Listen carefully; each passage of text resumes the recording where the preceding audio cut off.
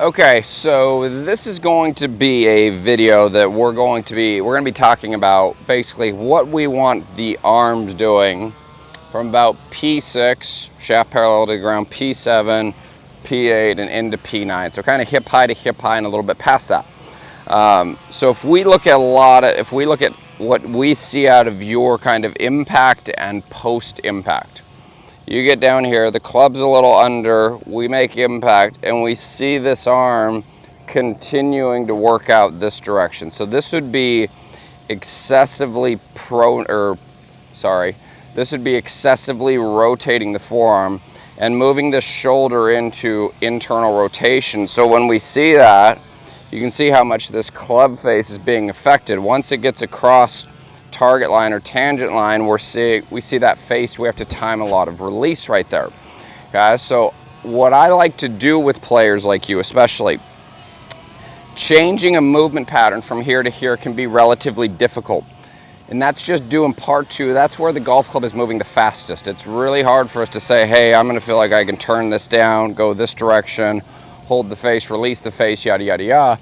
A lot of it's moving so fast that we don't quite have a lot of control over it. So where I like to go a lot of times is I like reverse engineering where are we trying to get the finish to so that we can feel how we would get to this ending point right here. So what I want to go into how we're going to do that is explaining to you what your trail arm, right arm is doing in your motion. So if we started right here and you held your right arm up here at a 90-degree angle, right out in front of you, this would be a neutral spot right here. So if we gave this a value, let's call this 1, this would be 2, this would be 3. So again, 1, 2, 3. This would be moving into what we would call retraction. So this would be our backswing piece. Then, if we go back to neutral again, this is number 1. If we go across the chest to where this part of your arm right here is moving against the outer part of the chest, that would be what we would call protraction. So when we're going into protraction here, when this arm is staying here, you can see if I'm holding the club here and this is moving more into and across my chest like this, you can see this club face is rotating relative to what my spine and my body is moving.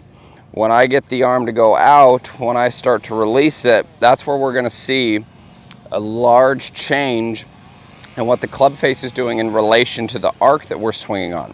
So what I would tell you to do right here is if we took this arm right here and we put this more across the chest and we held it here, so that's going to be moving us into more shaft lane like this.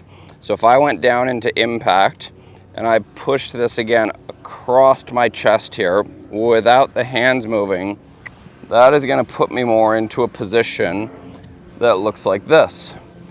And here's the neat thing about this. This is what we would call symmetry right here. So this would be my backswing, and if I switched this over, this would be my follow through. So going from here to here, this would be the symmetrical change in what's happening from a backswing to a downswing.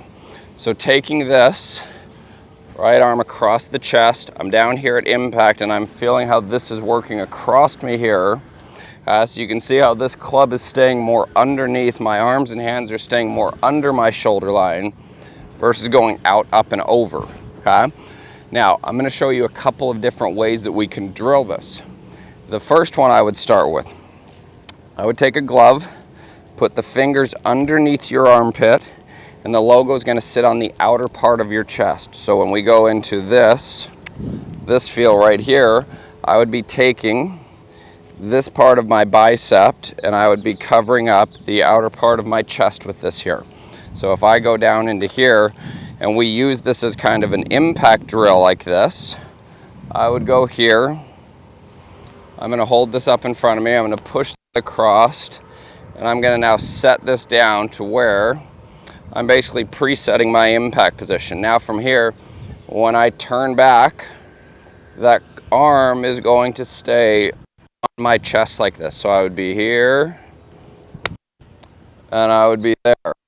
And these golf balls, when you do this, should come out relatively low, but extremely straight right here. So again, so I'd be here, arm across my chest. I'm going to bring this down to impact. I've still got a little bit of pressure forward, a little bit of pelvic rotation. You'll notice my shoulders are very relaxed. I'm not going to be up here with my shoulders. My shoulders are relaxed. I'm going to now keep everything the same, turn it back, rehearse my feel back to impact to where that right arm is still against the outer part of my chest. And I through like this. And you should see the ball come out extremely straight from there when you're doing this here, okay? The next place that I would go to is I would hit a lot of shots like that, both starting at impact, and then once you get pretty good at doing it by just starting at impact, going in here, setting this up, I'd rehearse some half ones, do a few half ones here. You can hit that more like this, and it's going to feel very much so like a punch shot initially to you. And that's going to be good because this is what's really going to help us out with contact initially, and then we'll be able to work some different release patterns to get the golf ball up again, assuming that we need to do that. So you do some half ones, do some 3/4 ones, and I would do a lot of this right here where I'd swing this back, hold it, 3, 2, 1, swing it down, hold it, 3, 2, 1, impact, 3, 2, 1. Now I've got my feel, and I'd go in there and I would hit that like that. I would hit an uncanny amount of shots like that. The next place I would go, just to make sure that the arms are arcing more around the body versus out and away from the body, is I would take 2 alignment sticks. I would put them here. I would put them, duct tape them together like this. Put this on your shoulder line, reach it out about an arm's width away to where this golf club can still travel underneath it without hitting it. So from here, this would be here and I'd be going this way. And believe it or not, even doing this one hand only is a fantastic way of actually doing this. I wouldn't expect to hit the shots great, but it creates a really good feel. Like if I hold my left arm out like this is going to make me work my right arm more into my chest and across my body. So I would be here and I'd be hitting little shots like that. And you can see how this golf club is not going to have any rotation in it. And I still have a little bit of this angle extension here in my trail wrist. Then we would go here, we'll set a ball up. I'm going to rest this on my shoulder line. I'm going to get the ball where I want to be set up at. I'm going to reach this about an arm's length forward here. Set up here again. This is still on my shoulder. And I'm going to push this into the ground like this. And where this should sit is to where this line is sitting just underneath my shoulder right here. So I'm even going to go lower for this demonstration here. So if we went lower here, now when I go into impact, my goal is to be able to move everything together and left enough when I'm controlling the pressure I have in the ground, so my arms are moving more this way versus moving more out and into that. So this would just be a simple avoidance drill.